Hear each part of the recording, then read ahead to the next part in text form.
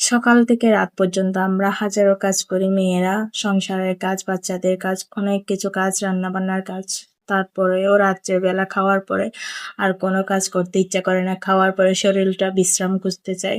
বিশ্রাম করতে গিয়ে আমার আজকে রান্নাঘরের এই অবস্থা। আজকে বলতে না, প্রতিদিনই এরকম হয়ে থাকে। সকাল থেকে আমি এইগুলো পরিষ্কার করি। সবার প্রথমে আমি ঘুম থেকে উঠে ওইগুলো পরিষ্কার করার পিছনে লেগে থাকি, নাস্তা না করে। তো সবার প্রথমে আমি রান্নাঘর গোছানোর প্রথমে থালাবাটিগুলো পরিষ্কার করে ফেলতেছি, কারণ থালাবাটিগুলো পরিষ্কার না করলে ওইখানে অপরিষ্কার রয়েই যাবে হাজারো পরিষ্কার করার পরে। সো ওই থালাবাটিগুলো পরিষ্কার করতে করতে ভাবছিলাম, আমার থালাবাটিও অনেকে তাড়াতাড়ি করে ফেলে, কিন্তু আমি যদি ভালো মতো একদম পরিষ্কার না হয় তারপরে ভালো লাগে না। এই জায়গাটা হাউসের নিচের দিকটা আমি গোসলের আগে পরিষ্কার করতে চাইছিলাম, কিন্তু পরিষ্কার না করলে আমার ভালো লাগতেছে না।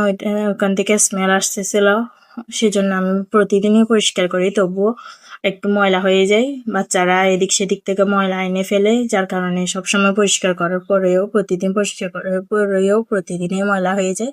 আর ওই জায়গাটা আমি ভালো মতো পরিষ্কার না করলে আমার ওইখানে কাজ করতে একদমই ভালো লাগে না। আর যাই হোক, কাজ করে ফেলতেছি। কাজ করে ফেললে তো ভালোই লাগে। পরিষ্কার পরিচ্ছন্ন থাকলে অবশ্যই সবারই ভালো লাগে, তেমন আমারও ভালো লাগে। আমি একদম খুব ভালোভাবে পরিষ্কার করে ফেলতেছি। পরিষ্কার করতে গিয়ে নলির পাইপটাও খুলে পড়ে গেছিল, ওইটা লাগিয়ে নিলাম। এরপরে এই জায়গাটা পরিষ্কার, বেসিনের সামনের দিকেও পানি পড়তে পড়তে ওইখানে ময়লা জমে যায়।